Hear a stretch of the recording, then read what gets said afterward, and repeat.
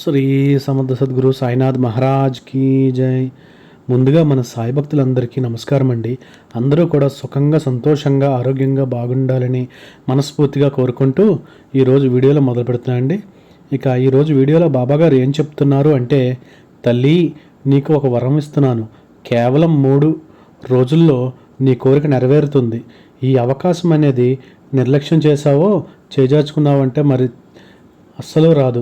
కాబట్టి బాబాగారు ఈరోజు మనందరికీ ఒక గొప్ప సందేశాన్ని అయితే తీసుకొచ్చారండి. ఈ సందేశం ద్వారా మనకు ఒక వరాన్ని ప్రసాదించబోతున్నారు. ఆ వరం ద్వారా మనకున్నటువంటి సమస్యలు తొలగిపోయి 3 రోజుల్లో మన కోరిక అనేది తీరిపోతుందని బాబాగారు చాలా ఖచ్చితంగా చెప్తున్నారండి. ప్రతి ఒక్కరూ కూడా బాబాగారు ఏం చెప్పాలనుకుంటున్నారో ఒక చిన్న కథ రూపంలో విని తెలుసుకుందాం. అనగనగా విశాల గ్రామం అనే గ్రామంలో సుబ్బయ్య అనే ఒక యువకుడు ఉండేవాడు. అతనికి ఏ ఉద్యోగం లేకుండా తండ్రి సంపాదన మీద ఆధారపడుతూ ఉండేవాడు. తండ్రి వృద్ధుడు అవ్వడంతో అనారోగ్యంతో మరణిస్తాడు. ఇక తండ్రి చేసినటువంటి అప్పులు తీర్చడానికి ఉన్న చిన్న ఇల్లు కూడా అమ్ముకోవాల్సి వచ్చింది.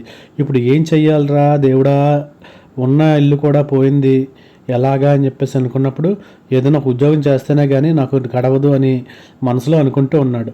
సుబ్బయ్య రాజస్థాన్లో ఉద్యోగం కావాలి అంటే ఎవరైనా సిఫార్సు ఉండాలి, లేదా లంచమైనా చెల్లించగలిగి ఉండాలి అని అనుకుంటూ ఉండగా అక్కడికి ఒక వ్యక్తి వస్తాడు. అతడు సుబ్బయ్యకు బాబాయ్ అవుతాడనమాట. బాబాయ్, నీకు ఎవరైనా రాజస్థానంలో తెలిసినటువంటి వారు ఎవరైనా ఉన్నారా ఏంటి నాకు అని అడగగా, నాకు రంగనాథం అనే ఒక స్నేహితుడు ఉన్నాడు, అతను రాజస్థానంలోనే ఉంటాడు, కాబట్టి రాజధానికి వెళ్ళి అతనిని కలిసి నా పేరు చెప్పు, నీకు ఉద్యోగం అనేది ఇప్పించడంలో సహాయం చేస్తాడేమో అని చెప్పేసి అడ్డాక అప్పుడు సుబ్బయ్య బాబాయ్కి కృతజ్ఞతలు చెప్పుకుని, నువ్వు చేసిన మేలు మర్చిపోలేను బాబాయ్, రేపు నేను రాజధానికి వెళ్ళి అక్కడ కలుస్తాను, రంగనాథాన్ని కలుస్తాను అని చెప్పేసి సుబ్బయ్య బయలుదేరుతాడు. ఆ ఉద్యోగం కనుక దక్కిందంటే నాకు దక్కిన వెంటనే నీకు బాబాయ్ మళ్ళీ నేను కలుస్తాను అని చెప్పేసి అని అక్కడి నుంచి వెళ్ళిపోతాడు. అలా సుబ్బయ్య మరుసటి రోజు రాజధాని బయలుదేరి వెళ్తాడు. రాజధాని చేరుకున్నటువంటి తర్వాత సుబ్బయ్య ఒక వ్యక్తిని కలుస్తాడు. అయ్యా, ఇక్కడ రాజస్థానంలో పనిచేసినటువంటి రంగనాథం గారి ఇల్లు ఎక్కడో కొంచెం చెప్పండి, ఒక్కసారి చెప్తారా అంటే, అప్పుడు ఇక్కడి నుంచి కొంచెం దూరం వెళ్తేనే గుడి కనిపిస్తుంది, ఆ గుడి దగ్గరే ఆయన ఇల్లు అని చెప్పేసి అని ఎవరో ఒక వ్యక్తి చెప్తారు. ఆ వ్యక్తి గుడి పక్కనే రంగనాథం గారు ఇల్లు అని చెప్తాడు. ఆ వ్యక్తి అతనితో అతనితో ఏం పనమ్మా, ఏంటి అసలే వాడు కోపిష్టి, అతని బాధలు తట్టుకోలేక మొన్ననే అతని భార్య పుట్టింటికి పోయింది, ఇప్పుడు ఒంటరిగానే ఉంటున్నాడు, వెళ్ళు వెళ్ళు వెళ్ళు, ముందు నీకే తెలుస్తుందిలే, వీడెవరండి బాబు, రంగనాథం గారు ఎక్కడున్నారు చెప్పమని అడిగితే ఈ పురాణం అంతా చెప్తున్నాడు, మిట్ట మధ్యాహ్నం వీడికి భలే దొరికాను నేను, అబ్బా భలే ఆకలిగా ఉంది అంటూ సుబ్బయ్య ఆ వ్యక్తి చెప్పినటువంటి రంగనాథం ఇంటికి చేరుకున్నాడు. రంగనాథం గారు ఇంట్లో ఉన్నారా? ఇంతలో ఒక వ్యక్తి వచ్చి తలుపులు తీశాడు. సుబ్బయ్యను చూసి, ఎవరయ్యా మీరు, ఈ సమయంలో వచ్చారు, ఎక్కడి నుంచి వస్తున్నారు ఏంటి?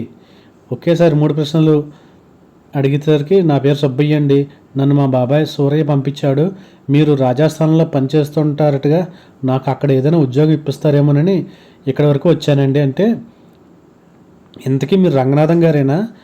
నేనేనమ్మా రంగనాథన్నే, నీకు కొంచెం పని ఉంది, నువ్వు ఇంట్లో విశ్రాంతి తీసుకో, అలా బయటకు వెళ్ళొస్తాను, నేను వచ్చేసరికి సాయంత్రం అవుతుంది, నీకు బాగా ఆకలిగా ఉందండి, తినడానికి ఏదైనా ఉన్నాయా అని అడిగితే, ఎందుకు లేవు, ఇప్పుడే చూస్తానుండు, ఇంట్లో తినడానికి అన్నం కూర అన్నీ ఉన్నాయి, అది తిని విశ్రాంతి తీసుకో. అలా వ్యక్తి వెళ్ళిపోయిన తర్వాత సుబ్బయ్య భోజనం చేసి విశ్రాంతి తీసుకుంటూ ఉంటాడు.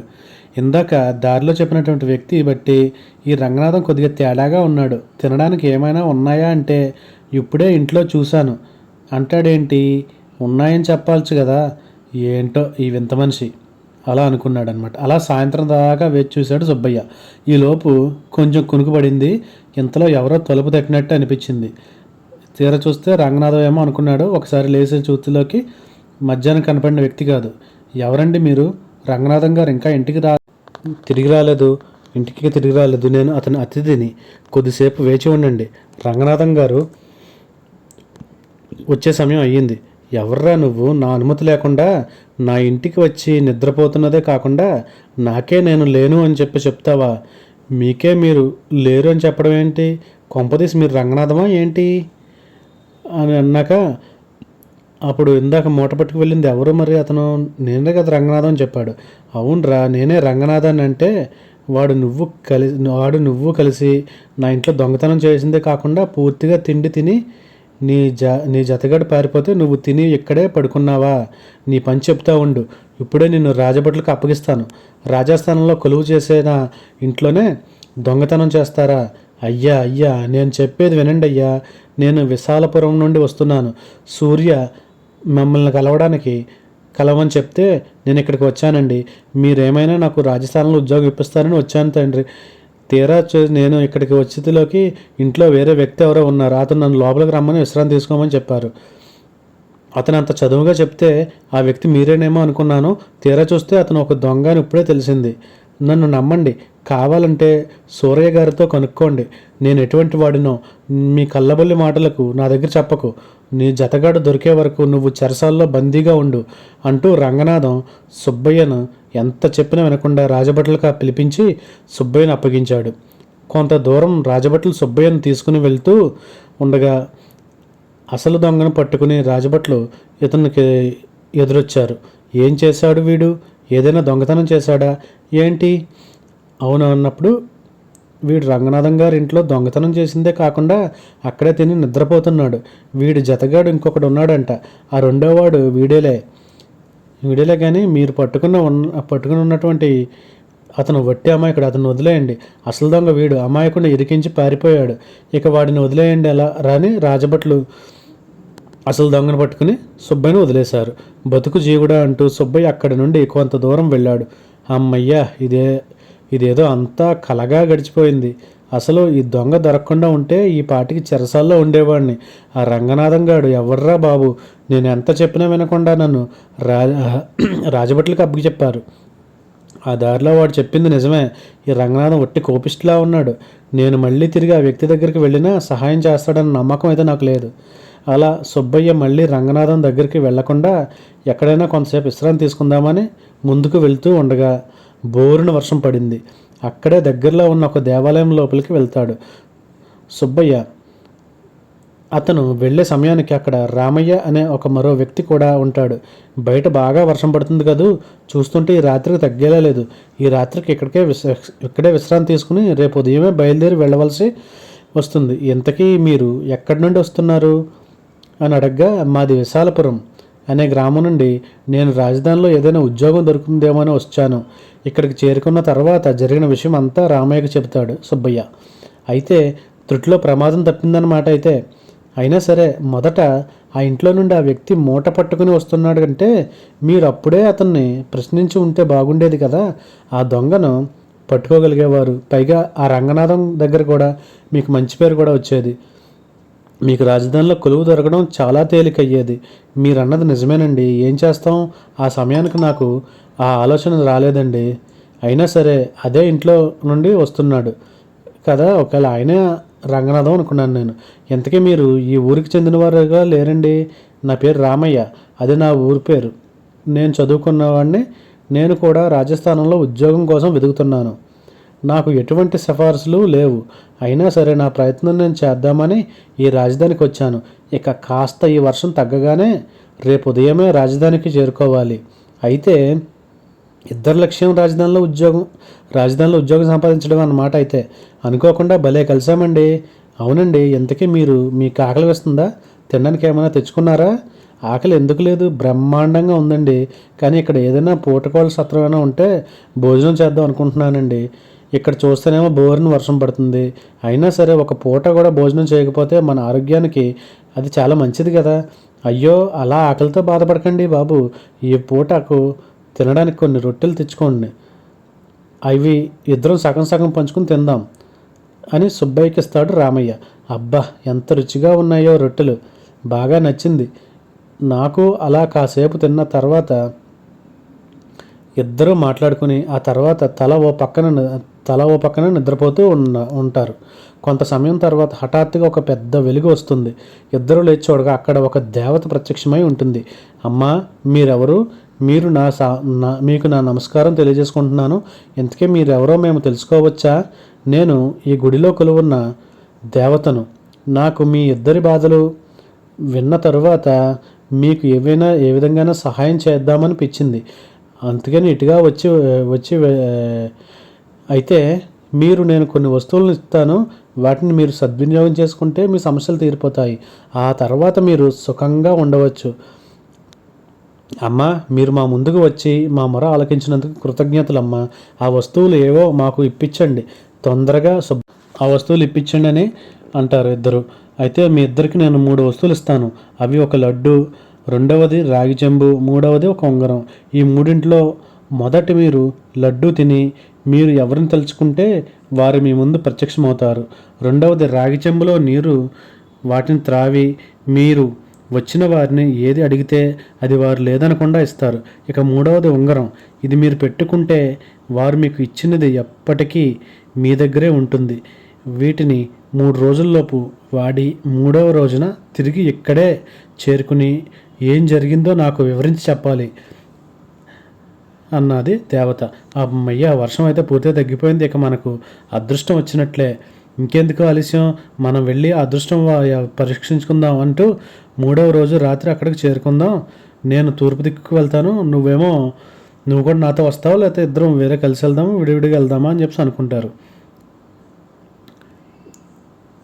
నువ్వు తూర్పు దిక్కు వెళ్ళు, నేను పడమర దిక్కు వెళ్తానని చెప్పి మళ్ళీ రామయ్య అలాగే సుబ్బయ్య ఇద్దరు రోజు అనుకుని 3వ రోజు అలాగే ఇక్కడికి వచ్చి కలుస్తాం కదా అని చెప్పేసి తల దిక్కు వెళ్ళిపోతారు.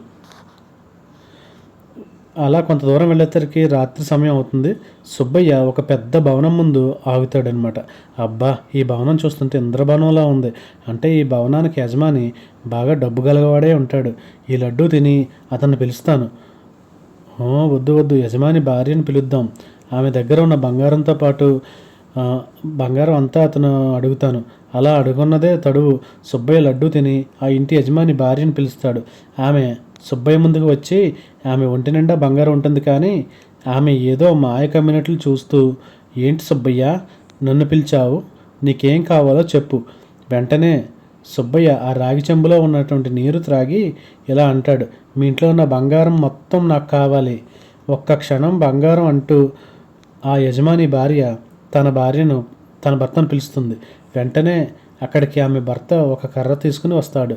అతని పేరు బంగారం. ఆయన అక్కడికి రావడంతో చాలా ఆవేశంగా, ఏరా, నా భార్యను ఇంత అర్ధరాత్రి వేళ పిలుస్తావా? ఎన్ని గుండెలుంటే నా ఇంటికి దగ్గరికి వచ్చి పిచ్చి పిచ్చి వేషాలు వేస్తున్నావు అంటూ ఆ కర్రతో చితకబాదాడు. ఇక సుబ్బయ్యకు ఏం చేయాలో అర్థం కాదు. వెంటనే సుబ్బయ్య, అయ్యా నేను చెప్పేది వినండి అంటూ సుబ్బయ్య ఎంత తప్పించుకుందామని ప్రయత్నం చేసినా సరే ఆ యజమాని మాత్రం సుబ్బయ్యను కర్రతో కొడుతూనే ఉన్నాడు. చివరికి సుబ్బయ్యకు ఒక ఆలోచన వచ్చింది. ఈ ఉంగరం వచ్చింది కదా, ఇది నా చేతి ఉన్నంత వరకు నేను కోరుకున్నది దగ్గరికి వస్తుంది కాబట్టి ఈ బంగారం అనే పేరు గల వ్యక్తి నాకు దగ్గరగా ఉన్నాడు. ఈ ఉంగరం నా చేతికి ఉన్నంత వరకు ఇలాగే ఉంటుంది కాబట్టి ఈ ఉంగరాన్ని తీసి పక్కన పెడేస్తే ఇక నాకు దూరంగా వెళ్ళిపోతాడు అంటూ ఆ ఉంగరాన్ని తీసి విసిరేస్తాడు. వెంటనే అక్కడికి వచ్చినటువంటి ఆ భవన యజమాని భార్య అక్కడ ఏమీ జరగనట్లుగా లోపలికి వెళ్ళిపోతారు. అప్పుడు సుబ్బయ్య, అమ్మయ్య, పెద్ద గండం నుంచి బయటపడ్డాను, లేకపోతే రాజభట్లు పట్టుకుని మళ్ళీ నన్ను చెరసాల్లో బంధించేవాళ్ళు. అయినా నా కర్మ కాకపోతే ఆ ఇంటి యజమాని పేరు బంగారం అయ్యి ఉండడం ఏంటి? నేను ఆ బంగారాన్ని కోరుకోవడం ఏంటి? ఆ దేవత ఒక లడ్డూనే ఇచ్చింది, మరో లడ్డూ ఇచ్చి ఉంటే ఎంత బాగుండేదో. అలా అనుకుంటూ అతను దేవత ఇచ్చినటువంటి అవకాశాన్ని దుర్వినియోగం చేసుకున్నానని అక్కడే మిగిలిన 2 రోజులు గడిచిన తర్వాత 3వ రోజు అక్కడి నుండి తిరిగి దేవాలయానికి చేరుకున్నాడు. సుబ్బయ్య వచ్చాక అక్కడికి చేరుకునే సమయానికి రామయ్య కూడా అక్కడికి వచ్చాడు. ఇంతలో దేవత మళ్ళీ ప్రత్యక్షమై, ఏమి నాయనా, నేను ఇచ్చిన వస్తువులు సద్వినియోగం చేసుకున్నారా? అసలు ఏం జరిగిందో వివరించండి అన్నది అమ్మ. అమ్మా, అసలు ఏం జరిగిందంటూ జరిగిందంతా సుబ్బయ్య వివరిస్తాడు. అయితే నువ్వు నీకు ఉపయోగపడే విధంగా కాకుండా పరుల సొమ్ము ఆశించావన్నమాట. సరే, నీ మాట ఏంటి రామయ్య? అని అడగ్గా, నేను మొదట తూర్పు దిక్కున ఉన్నటువంటి రాజస్థానానికి వెళ్ళానమ్మా. అక్కడ అక్కడ అక్కడ ఏం జరిగిందంటే అంటూ మొత్తం జరిగిన విషయాన్ని చెప్పడం మొదలు పెడతాడు. రామయ్య, ఎవరు నువ్వు? నీకు ఇక్కడికి ఏం పని? ఇలా రాకూడదు, వెళ్ళు వెళ్ళు. నేను ఇప్పుడు ఈ లడ్డూని తిని రాజుగారిని పిలుస్తా అంటూ వెంటనే లడ్డు తిని రామయ్య రాజుగారిని పిలుస్తాడు. రాజాస్థానం నుంచి రాజుగారు బయటకు వచ్చి రామయ్యను చూసి, ఏమిటి రామయ్య ఇలా వచ్చావు? నేను నీకు ఏ విధంగా సహాయపడగలను అని అడగ్గా, వెంటనే రామయ్య చెంబులో ఉన్న నీరు త్రాగి, అయ్యా, నేను బాగా చదువుకున్నవాడిని. నా చదువుకు తగ్గట్టుగా ఈ రాజస్థాన్లో ఏదైనా ఉద్యోగం ఉంటే ఇప్పించండి, నేను చాలా సంతోషిస్తాను. తప్పకుండా రామయ్య, నీకు రాజస్థాన్లో కొలువు దొరుకుతుంది. నువ్వు ఉద్యోగంలో చేరతాను అంటే వెంటనే చేరవచ్చు. పైగా ఆస్థానంలోనే నీకు మంచి వసతి గృహం కూడా కల్పిస్తాను. చాలా కృతజ్ఞతలు అయ్యా. నేను 2 రోజుల నుంచి వచ్చి ఉద్యోగం కోసం 2 రోజులు వచ్చి ఉద్యోగంలో చేరతాను. ఇక నాకు సెలవు ఇప్పించండి అంతా జరిగిందంతా దేవత వివరిస్తాడు. అప్పుడు తల్లి, అందుకు నీ కృతజ్ఞతలు అమ్మా. చూసావా సుబ్బయ్య, నీకు సమయస్ఫూర్తి లేకపోవడం వలన నేను ఇచ్చినటువంటి అవకాశాన్ని నువ్వు జారవిడుచుకున్నావు. పైగా పరుల సొమ్ము కోసం ఆశపడ్డావు. ఈ రామయ్యను చూడు, నేను ఇచ్చిన అవకాశాన్ని ఎంత చక్కగా వినియోగించుకున్నాడో. రామయ్య కావాలంటే అర్ధ రాజ్యాన్ని అడిగి ఉండవచ్చు, కానీ రాజు దానికి అంగీకరించేవాడు డెఫినెట్గా. కానీ రామయ్య అలా అడగలేదు, అంత అత్యాశకు కూడా వెళ్ళలేదు. కాబట్టి తన లక్ష్యం ఏంటి? రాజు కొలువులో ఉద్యోగం కావాలి, అంతే. ఆ లక్ష్యం వైపు అడుగులు వేశాడు. తల్లి, నాకు ఇంకొక అవకాశం ఇవ్వమ్మా. నేను కూడా రాజుగారి కొలువులో ఉద్యోగం సంపాదిస్తాను. నేను ఒక్కసారి మాత్రమే అవకాశం ఇవ్వగలనమ్మా. నువ్వు దాన్ని సమయస్ఫూర్తిగా ఉపయోగించుకుని నీ లక్ష్యంకు నీరు చేరుకోవాల్సిన బాధ్యత మీది అంటూ అక్కడి నుండి మాయమైపోతుంది ఆ దేవత. అయ్యో అయ్యో, ఆ దేవత ఇచ్చినటువంటి అవకాశాన్ని అత్యాశకు పోయి నేను దుర్వినియోగం చేసుకున్నాను. ఇప్పుడు నేను మళ్ళీ ఆ రంగనాథం దగ్గరికి వెళ్ళి అడగాలంటే నాకు భయం వేస్తుంది. ఏం చేయాలి? ఇప్పుడు బాధపడకు మిత్రమా, నేను నీకు సహాయం చేస్తానులే. నాకు రాజస్థాన్లోనే వసతి సదుపాయం ఇచ్చారు కదా, నువ్వు కూడా నాతో పాటే ఉండు. సమయం వచ్చినప్పుడు నేను నీకు ఉద్యోగంలో పెట్టడానికి ప్రయత్నం చేస్తాను. ఎంత మంచి మాట చెప్పావు మిత్రమా, నీకు ఎలా కృతజ్ఞతలు చెప్పాలో తెలియడం లేదు. అలా రామయ్య కొన్ని రోజులకు సుబ్బయ్యకు కూడా రాజస్థానంలోనే ఉద్యోగాన్ని ఇప్పిస్తాడు. ఇక అప్పటి నుండి వారి స్నేహం ఇంకా ఎక్కువగా బలపడింది. ఇరువురు కలిసి ఎంతో స్నేహంగా అక్కడే కలిసిమెలిసి ఆ రాజస్థానంలోనే ఉద్యోగాలని చక్కగా సద్వినియోగం చేసుకుని జీవనం కొనసాగిస్తున్నారు. కాబట్టి రామయ్యను చూసి సుబ్బయ్య చాలా చాలా నేర్చుకుని తన జీవితాన్ని చక్కగా దిద్దుకున్నాడు. ఈ కథలో ఆ దేవత చాలా గొప్పగా 3 వరాలు అయితే ఇచ్చింది. ఆ 3 వరాలు నిజమైనటువంటి బాధ్యత గలవాడు, నిజంగా తన బాధ్యతను తెలుసుకున్నవాడు, తన లక్ష్యాన్ని చేరుకోవాలి అని గట్టి తపన ఉన్నవాడు రామయ్యలాగా ఆలోచించి ఉద్యోగాన్ని సంపాదిస్తారు. అదే అర్ధ రాజ్యం కావాలి, అందరి ఆస్తి నాకే కావాలి, నేనే బాగుండాలి అని ఆలోచించినట్లయితే మన సుబ్బయ్యలాగా చివరికి ఏమీ లేకుండా అయిపోతారు. కాబట్టి బాబాగారు కూడా ఎంత ఇదిగా చెప్తున్నారు అంటే ఒక్కసారి చూద్దామండి. భగవంతుడు కూడా అంతే. మరి ఎవరికైనా సరే నమ్మకం ఉంటే వారి లక్ష్యాన్ని సాధించడానికి మనకి ఒక అవకాశాన్ని ఇస్తాడు. అదే వారి జీవితంలో ఖచ్చితంగా దైవానుగ్రహం ఉంటుంది. కాబట్టి ఆ దైవం నీకు ఒక దారిని చూపిస్తుంది, కానీ ఆ దారిలో నువ్వు సరైన మార్గంలో వెళ్ళి సద్వినియోగం చేసుకోగలగాలి. అంతేకాని మనం తెలియక చేసే తప్పుల వల్ల దాన్ని దుర్వినియోగం చేసుకుని మళ్ళీ వచ్చి ఆ దైవం ముందు ఏడ్చుకుంటూ కూర్చుంటే దైవం మాత్రం ఏం చేస్తాడు చెప్పండి? మనం చేసే కర్మలను బట్టే కదా మన కష్టాలు అనేవి బాగా అనుభవిస్తూ ఉంటాం. కాబట్టి కాస్త ఆలోచించి మనం చేసే పనులను మంచిగా సరిదిద్దుకోవాలనే ప్రయత్నంలో బాబాగారు మనకి ఈ సందేశాన్ని అయితే పంపారండి. ఈ సందేశం నచ్చిన వాళ్ళందరూ కూడా శ్రద్ధ సబూరి అని కామెంట్ అయితే చేయండి. అలాగే ఈ వీడియోని అందరికీ అందేలా షేర్ చేయండి, లైక్ చేయండి. మళ్ళీ ఇంకొక మంచి వీడియోతో మీ ముందుంటాను. అంతవరకు సెలవు. సర్వే జనా సుఖినో భవంతు. ఓం Sairam. Thank you for watching.